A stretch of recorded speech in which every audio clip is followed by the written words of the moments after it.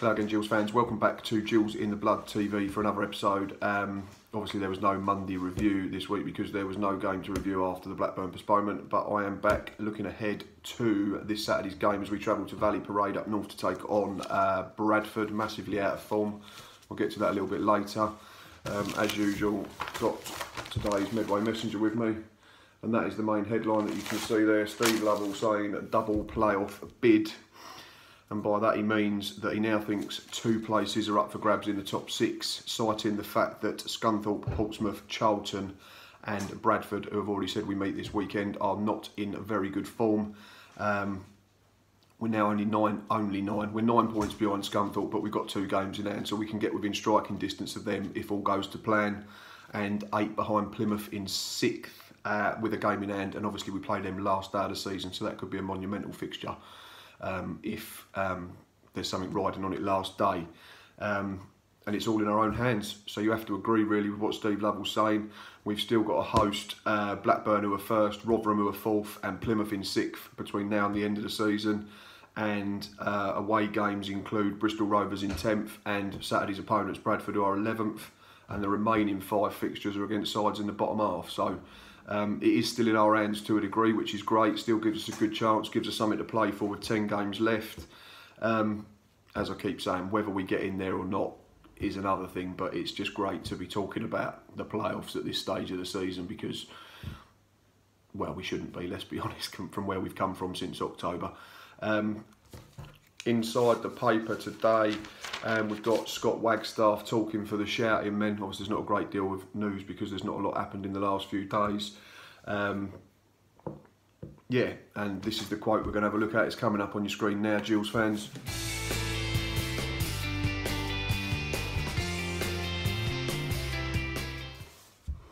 Waggy, the same as the gaffer, still thinks that the playoff bid is alive and well, and as you can see from the quote, I've been promoted a couple of times and the team spirit here is within the squad is up there with one of them.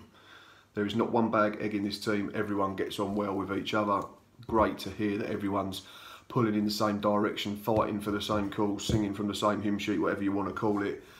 He talks also about the fact that he wants to remain fit for the final 10 games. I must admit, myself and Dave, when we did the match day live at Fratton Park a couple of weeks ago, were concerned when he come off late on, but he seems to be fine. He just says it was cramp. Makes a bit of a joke of it. It was nice to be back out there enjoying it again. It was my first start for a long time, and the gaffer kept saying, have you got another 5? And I was like, yeah, of course. And then Hesse played me out wide, and I started to cramp up. I tried to stay out there as long as I could because the boys were doing well. So nothing more than cramp, which is great news. So should be available for Saturday for selection. Says he has good memories of going to Bradford. He's won up there a few times, scored a couple of times, and he got promoted at that ground with Bristol City. So if you're looking for omens, that's great. Yeah, and he says the boys had a decent week last week, had a day together watching Cheltenham races. I don't think they went to the course, but they had a day together watching it. So that Max Ehmer ended up richer than when he started. So yeah, Max had a decent week. We'll get onto him in a little bit more detail in a sec. Yeah, but it's good to hear from Waggy, and he just talks in brief about hard work being the minimum requirement for any player. So if you're not playing well, if fans see that you're still working hard and putting in a shift, then that goes a long way. That's enough about Scott Wagstaff, and now I will do this week's news in brief.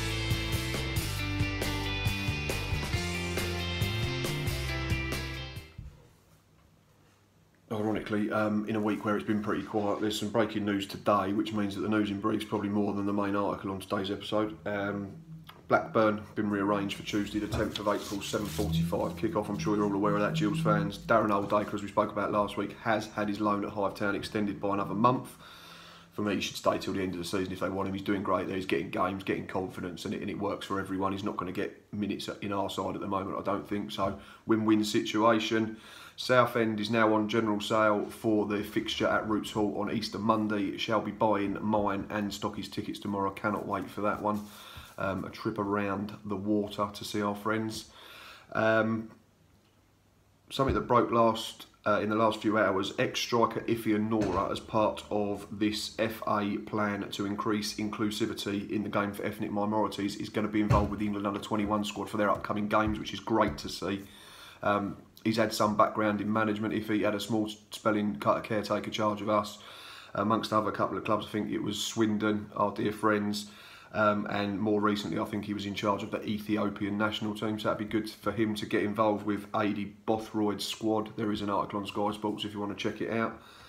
And also announced this afternoon, Colin Jarvis, owner, chairman of Mems Power, has announced that their 7-year alliance with the football club as main sponsors will end at the end of this season, citing a restructuring of their marketing strategy.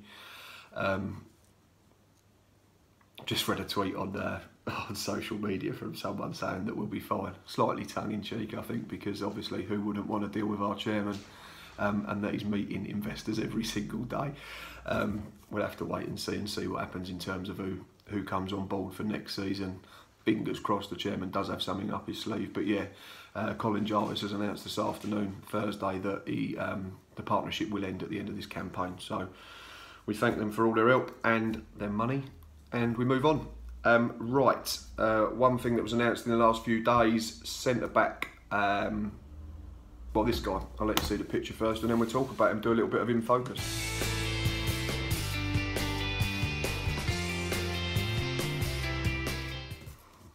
That is, of course, our German defender, Max Ehmer, who in the last few days has penned a contract extension for another 2 years, keeping him at the club until 2020, which for me is absolutely brilliant news. There's a little bit about him in the Medway Messenger today. I'm really happy, said the 26-year-old, as soon as I got offered a new contract, it was something I wanted to do. I've enjoyed my time here and hopefully it's the same again for the next 2 years. I personally think he's been absolutely first class this season. Said it plenty of times. He got undue stick at the start of the campaign when he was struggling a little bit, but who wasn't struggling at the beginning of the season? We were rubbish, let's be honest. He then went and got moved into centre midfield, played the anchor role and done it really well. I think a lot of people realise that he can actually play. He's got 2 good feet for a defender. He can ping a ball. He works really well alongside Gabby Zakwani, in terms of the fact that Gabby's just your out-and-out defender, head it, clear it, kick it, win it, whereas Max can get it down and get us moving in the other direction. They complement each other really well. They're most certainly the first choice partnership now for Steve Lovell, and I'd say 99% of Gills fans. Here's to another good 2 years for Max. He has now played 134 times for the club since his debut in November 2014, I think it was, when he originally joined on loan under Peter Taylor. Last season, obviously, you know, we interviewed him on the channel. Really nice bloke, really accommodating in terms of the chat we had. Scored some important goals for his last term. Was a massive part of that 2015-16 season when we were in the top 6 for 43 games, only for it to sadly fall apart late on. But yeah, he's played a massive part of what we've achieved and done over the last 3 or 4 years. Obviously last season we weren't great and it went to the last day and we managed to avoid relegation in injury time effectively because Port Vale couldn't score at Fleetwood. But he scored some massive goals for us last season. Like I've said, I think we only lost 1 game in the 7 games that he scored, so he earned us a few important points, a couple of winners in there, which was great. And yeah, it's just really, really good news. He's one of my favourite players. I don't make any secret of that. I really rate him. Others may not, that's up to them, that's football, that's opinions, but for me it's brilliant news. I think there's loads of others that we should get done on 2-year deals as soon as possible, and in fact Steve Lovell does talk about that. Another headline inside the paper, Lovell's made his mind up. Gillingham boss Steve Lovell's identified those players he wants signed up for longer. Max Ehmer has agreed a new 2-year deal, but a host of other players will be out of contract in the summer. Lovell has the situation in hand, however, with negotiations ongoing. So it seems that we're trying to get it done early, which for me is a brilliant decision. If we can get it all sorted by the end of this campaign, and then we've got a proper pre-season to add what we need to, get rid of what we need to, and plan properly for the new campaign next season. One bit of news in brief I missed. I do apologise because,